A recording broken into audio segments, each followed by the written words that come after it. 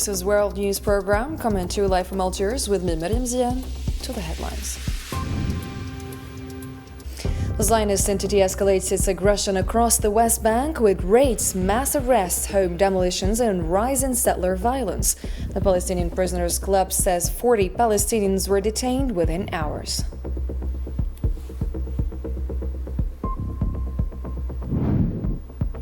In Sudan, civilians were killed and wounded in shelling by the Rapid Support Forces in South Kordofan.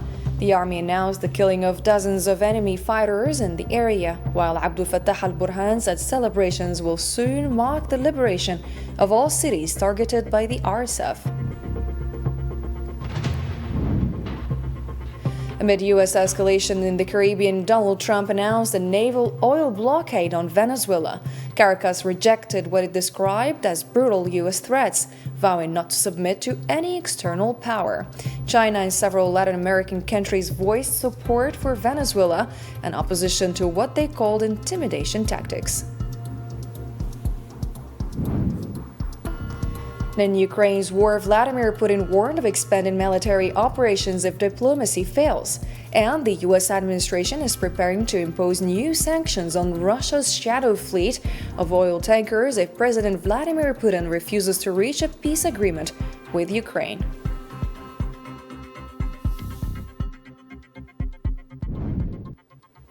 Welcome back to the details of your nightly news. First, in our file, various areas of the West Bank and Al-Quds saw an escalation on Wednesday by forces of the Zionist entity. Palestinian media reported that 2 Palestinians were injured and dozens arrested during raids across the West Bank. At dawn, Zionist settlers set fire to 2 Palestinian vehicles and sprayed racist slogans in the town of Ain Mabrud, east of Ramallah. Meanwhile, the Palestinian Red Crescent said its teams treated 2 people who were beaten by occupation forces in Jenin. Zionist occupation forces launched a wide arrest campaign at dawn on Wednesday, detaining around 40 Palestinians, including a child and former detainees, across the occupied West Bank and East Al-Quds.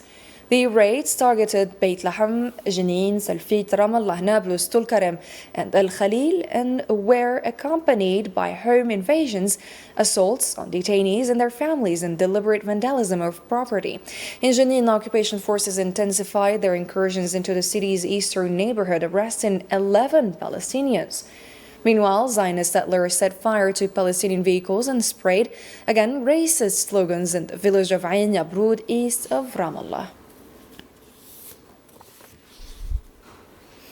Meanwhile, the Israeli occupation bulldozers began demolition a house in the town of Badu, northwest of occupied Al-Quds. Palestinian media reported that these ongoing demolitions are part of a continuous policy targeting Palestinian homes under the pretext of lacking permits.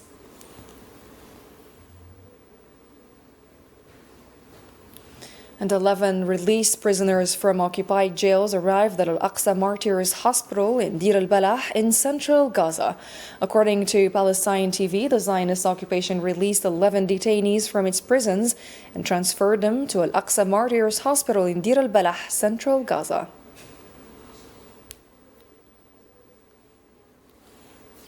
Gaza Civil Defense said that 90% of shelter centers across the Strip were flooded due to the recent weather depression. In a statement issued on Wednesday, Civil Defense announced the postponement of search operations for the bodies of 55 martyrs trapped beneath the rubble of 13 homes destroyed by the Zionist occupation in Khan Yunis, southern Gaza, due to a breakdown of heavy engineering equipment.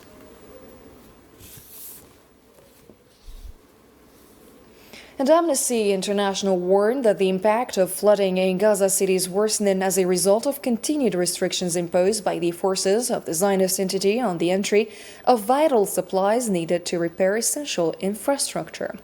In a post on the X platform, Amnesty said that heavy rainfall in the Gaza Strip caused flooding that submerged thousands of tents and temporary shelters, led to the collapse of numerous buildings, and left civilians suffering severely, stressing the urgent need for immediate intervention to end the suffering.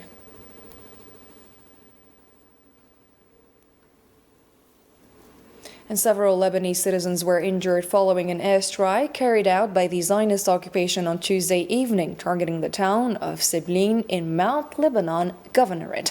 This came after 2 people were killed in separate airstrikes carried out by aircraft of the Zionist entity against 2 vehicles in southern Lebanon, according to Lebanon's national news agency.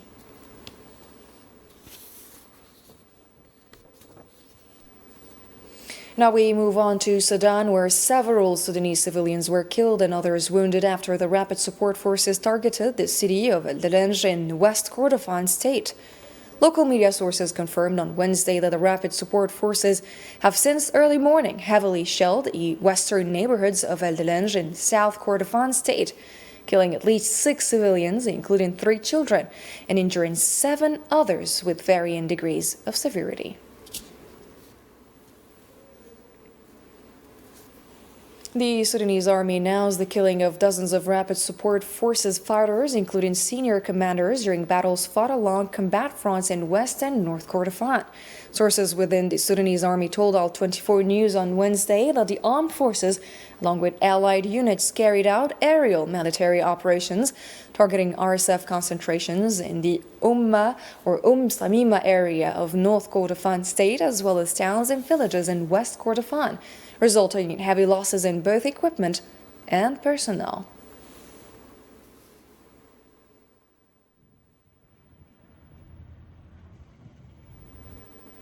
And Chairman of Sudan's Transitional Sovereignty Council, Abdul Fattah al-Burhan, affirmed that the armed forces continue to cleanse every inch of Sudan.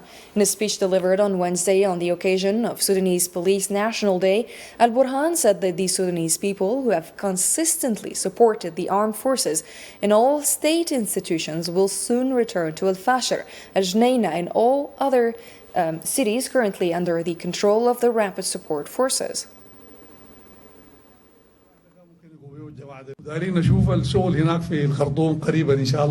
We will be able to look after our business in Khartoum very soon. This is an opportunity to congratulate the police on its celebration day. We also greet the Sudanese people who have been supporting these institutions, including the police and the other institutions that serve the state.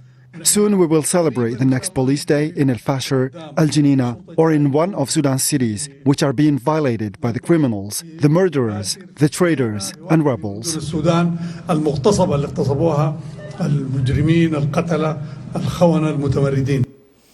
The Sudan Doctors Network said that the rapid support forces have transferred the same pattern of brutal crimes against civilians from Al-Fashir in North Darfur to West Kordofan state.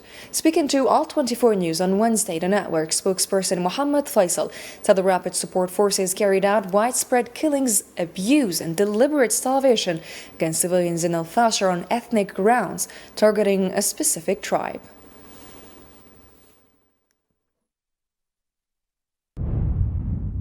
مدينة الفاشر كانت تحت الحصار الخانق من قبل قوات الدعم السريع. The city of Al-Fashir was under a suffocating siege imposed by the rapid support forces for a period exceeding 550 days, during which citizens endured immense suffering. When these forces entered the city, we witnessed the atrocities and crimes they committed, burning innocent civilians and killing people in cold blood, in scenes marked by revenge and barbarity. Moreover, they themselves documented these violations, boasting about them and publishing them on social media. Now the same scenario is being repeated in South Kordofan state. We see major cities in South Kordofan under a suffocating siege imposed by the rapid support forces, along with allied forces from the Sudan People's Liberation Movement.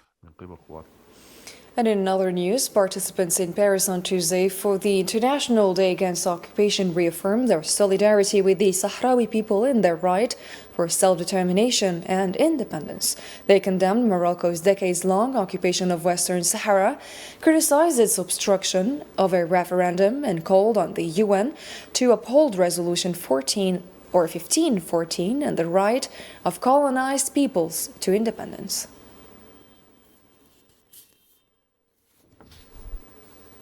The death toll from the floods that hit the city of Safi in Morocco, or Esfi, has risen to 48, including women and children, in a still provisional count amid heavy property losses. Local human rights activists condemned the Moroccan authorities for failing to protect their citizens despite prior warnings, describing the situation as a documented scandal resulting from the mismanagement of Aziz Akhnouch and his government in their poor handling of flood risks in the kingdom. Meanwhile, the Moroccan Workers' Union called for SV to be declared a disaster zone. Algerian Prime Minister Sifir Rayab reaffirmed his country's readiness to strengthen cooperation with Chad in the hydrocarbons, energy and mining sectors during a meeting with Chad's Minister of Petroleum, Mines and Geology, Ndole Nodji Alex Naimbe, who delivered a message from President Mohamed Idriss Déby. Rayab emphasized Algeria's support for Chad's development efforts in these strategic fields. The Chadian minister welcomed the visit's outcomes and highlighted the country's interest in Algeria's expertise in building a strong bilateral partnership.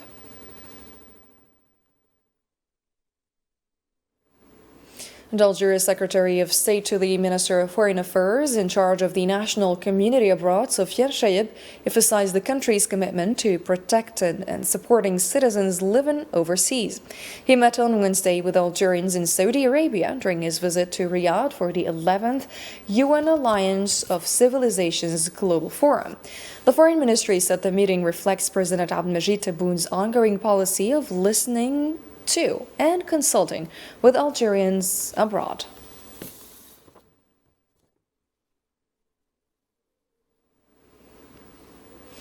And Algeria reaffirmed the importance of encouraging capacity building and technology transfer to bridge the digital divide, including across the African continent. During the general review of the implementation of the outcomes of the World Summit on the Information Society at the UN General Assembly on Tuesday, Algeria's representative Ismail Mrabat stressed the need to align the summit's framework with the objectives of the Sustainable Development Goals and ensure its coherence with regional development frameworks, including the African Union's Agenda 2063.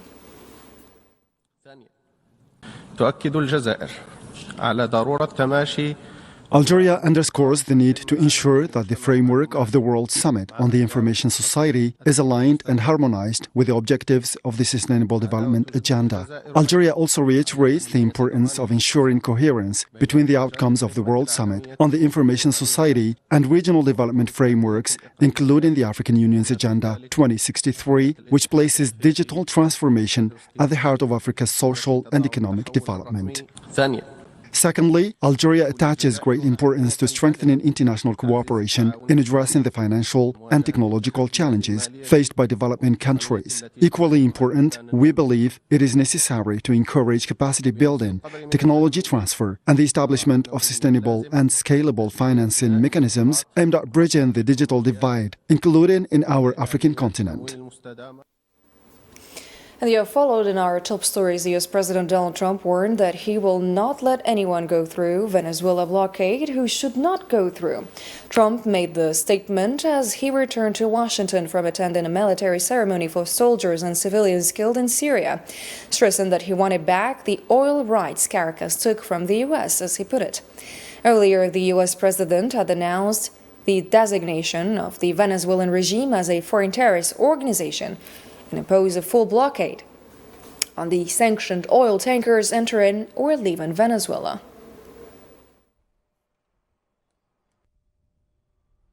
The blockade, not going to let anybody going through that shouldn't be going through.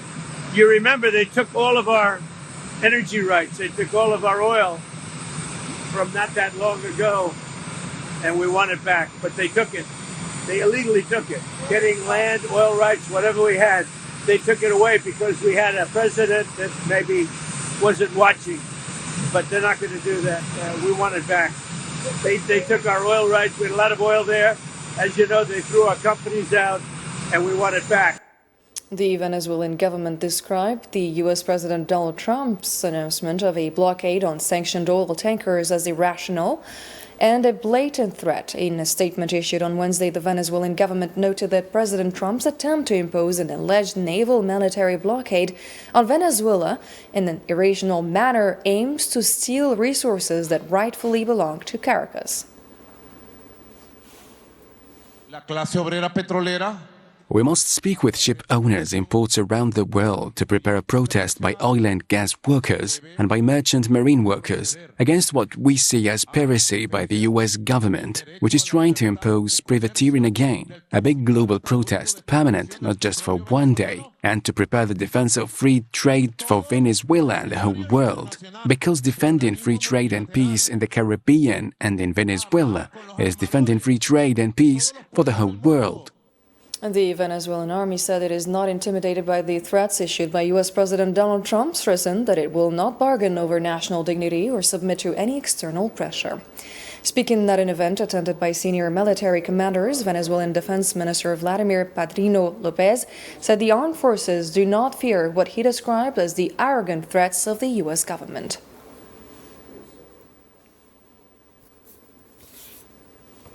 The new escalation between Washington and Caracas, the United States has announced plans to impose a blockade on sanctioned oil tankers entering and leaving Venezuela. The move was announced by President Donald Trump and immediately denounced by Caracas as a grotesque threat. Marwa Abdulrawar has more details. Washington has stepped up pressure on Venezuela, announcing a total maritime blockade targeting vessels transporting Venezuelan oil. U.S. naval forces are now deployed to physically prevent hydrocarbon exports, including on the high seas, a move that under international law is widely viewed as an act of war, as it is not backed by any recognized legal mandate. This escalation fits within a long-standing U.S. strategy in Latin America. Since his first term, President Donald Trump has made clear his intentions to reassert American influence in what Washington has historically viewed as its backyard, a doctrine dating back to the Monroe Doctrine of 1823. That policy is now translating into direct action, including the recent seizure of Venezuelan oil tanker. U.S. naval deployments in the Caribbean have intensified in recent months, accompanied by operations against Venezuelan vessels under the banner of counter-narcotics. Caracas firmly rejects these claims, denouncing what it calls a campaign of imperial expansion. Under U.S. sanctions imposed since 2019, Venezuela has been forced to sell its oil through alternative channels, often below market value, mainly to China, a situation Venezuelan authorities describe as deliberate economic strangulation rather than structural failure. Washington accuses President Nicolas Maduro of leading a vast drug trafficking network, allegations he dismisses as a recycled narrative used to delegitimize governments and justify regime change. Caracas argues the true objective is control over the country's oil resources. Militarily, tensions continue to rise. U.S. naval and air forces have carried out strikes on vessels Washington claims are linked to trafficking. President Trump has openly defended the show of force, saying Venezuela is now surrounded by what he called the largest naval deployment ever assembled in South America. Trump has warned that the pressure will intensify, vowing continued escalation until, in his words, Venezuela returns assets he claims were stolen from the United States, assertions Caracas categorically denies. And to take a closer look at the situation in Venezuela, we're joined in the studio by Hussam Berkan, journalist at Al24 News. Thank you for joining us, Hussam. Thank you for having me. Thank you. Could you tell us about the current, how is the current U.S. maritime pressure on Venezuela? How is it being viewed legally and politically at the international level? Yeah, thank you so much, Mariam, for the question. So in order to answer this question, Mariam, we need to see the situation from different perspectives, mainly three perspectives. So we have the Venezuelan perspective, the United States perspective, and the international community's perspective. So basically how the United States is seeing the situation is that it's considered as a way to stop illegal activities, mainly drug trafficking and also oil shipment. The other argument that the United States is using is that it is enforcing sanctions. you know that in the last few years, the United States imposed a lot of sanctions on Venezuela, and it's saying that this is just a way to impose or enforce these sanctions. And of course, beside that, the United States is saying as all the time that it's protecting its interests, as any sovereign country is doing, and also they're putting pressure to push the Maduro regime to align what we call the American values. So they want them to align with their values. So this is what we see is the American perspective. On the other hand, we have the Venezuelan perspective, which is completely different, and they're seeing the situation from a completely different way. And they're saying that what is going on currently in the Caribbean Sea is purely an aggression against a sovereign state, which is Venezuela. And this is basically the idea they're trying to share. And they're saying that the main cause or the main pretext or the goal of the United States currently is to control the Venezuelan resources. You know that Venezuela basically has the largest oil reserves in the world, more than 300 billion barrels. And the third perspective is the international community. So the question asked here, is this blockade legal from the international perspective? So basically there's only one way to call it legal, which is if it is backed by the international community. And by the international community, we mean the United Nations. So is this blockade backed by the international community? So far, it is not. And this is why a lot of experts are considering this to be very controversial. There are a lot of questions and concerns that are being raised regarding, you know, sovereignty and how a state alone can act in this way. And just like to sum it up to you, Miriam, like these are the three perspectives that we should take into consideration in order to understand what is going on there. And for the broader regional and global implications that this escalation could have, particularly in terms of energy relations and international relations overall? Fantastic. That is a very interesting question, Mariam. And in order to answer that, we should focus on a very, very interesting concept in the American politics called the Monroe Doctrine.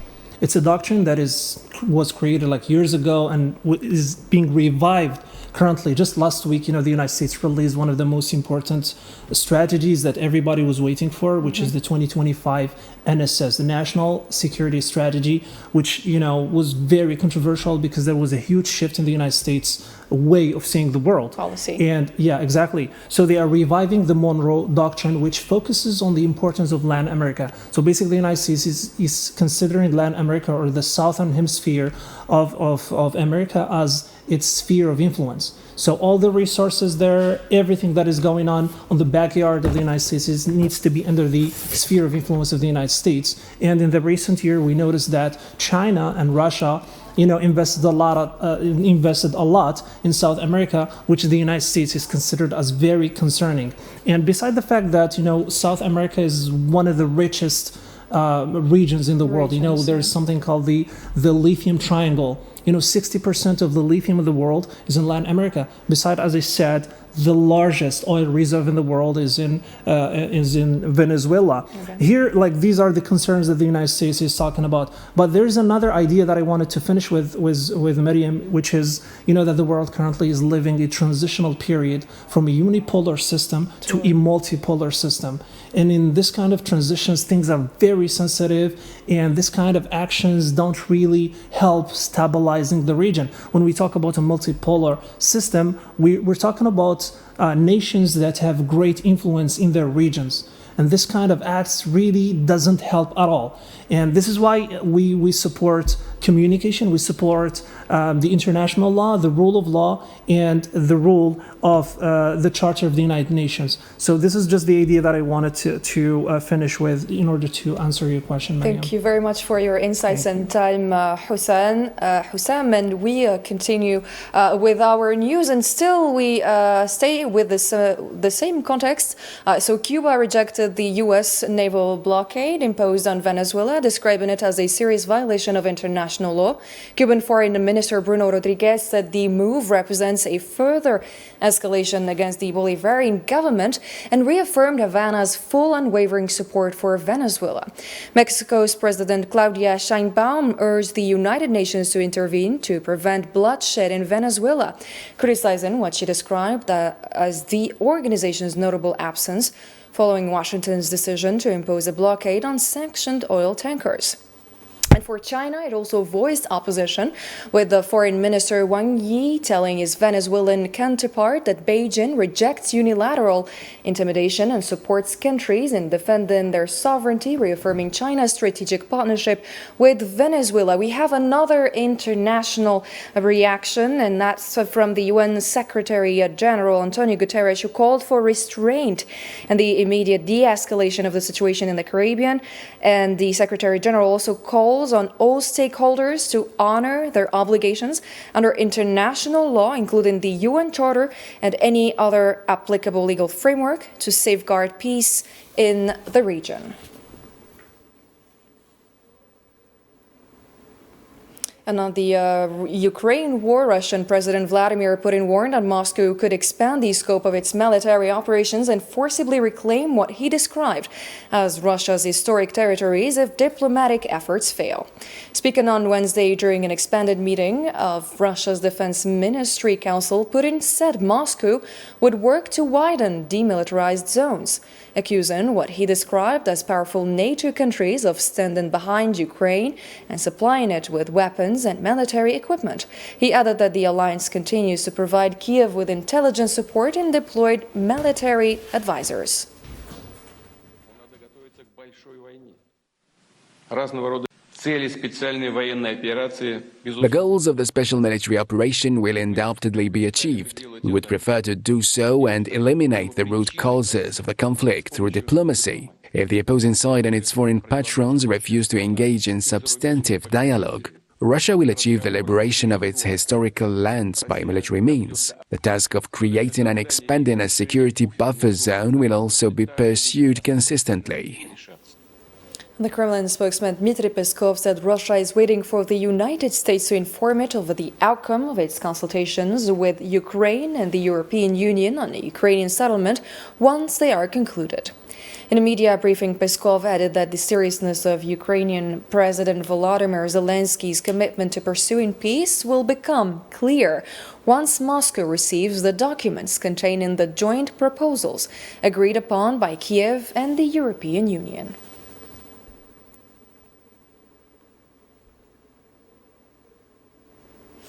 And Bloomberg reported, citing sources, that the U.S. administration is preparing to impose new sanctions on Russia's energy sector if President Vladimir Putin refuses to reach a peace agreement with Ukraine. According to the sources, Washington is currently considering targeting oil tankers linked to what is known as Russia's shadow fleet, which Moscow uses to circumvent Western sanctions imposed on its oil exports.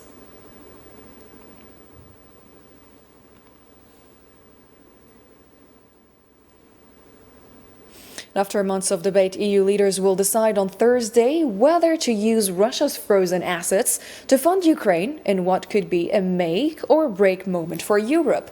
Meanwhile, Moscow says that peace in Ukraine depends on both sides, Russia and Ukraine, reaching a comprehensive and lasting agreement. Nabil Khazini has more details. For the sixth consecutive day, the iconic blue and yellow trams of Odessa sit frozen on their tracks. Silent monuments to a city plunged into darkness by a relentless wave of strikes. Life certainly got harder because we don't have power, because of the ongoing strikes, and because of this constant sense of danger. Far from the war's front lines, within the European Union, it is Russia that bears the blame. Yet as the bloc debates using billions in frozen Russian assets to fund Ukraine, divisions persist, particularly in Belgium, where fears of legal retaliation are stalling a decision ahead of this month's summit. It is not acceptable to use the money and leave us alone facing the risks. The proposed reparations loan is clearly not a preferred choice. In the event member states wish to go in that direction, we demand that the risks Belgium is facing as a result of this scheme are fully covered. This is no unreasonable request. This is simply fairness. This is one concern. The second is financial. Some argue that using Russia's money could damage the confidence of other investors in Europe. thus weakening the euro and making it harder for Europe to borrow in the future. However, there are obstacles, and those obstacles come from the financial world. First of all, we should mention that the European Central Bank refused to provide backstop to the governments of the European Union, saying that doing so would go against the mandate of the European Central Bank, because that would be a sort of financing the national budgets, which is against the law. For Moscow, whether a ceasefire between Russia and Ukraine can be achieved soon depends on both sides reaching a comprehensive and lasting peace deal. We have reached the end of tonight's program. Thanks for watching and have a great night.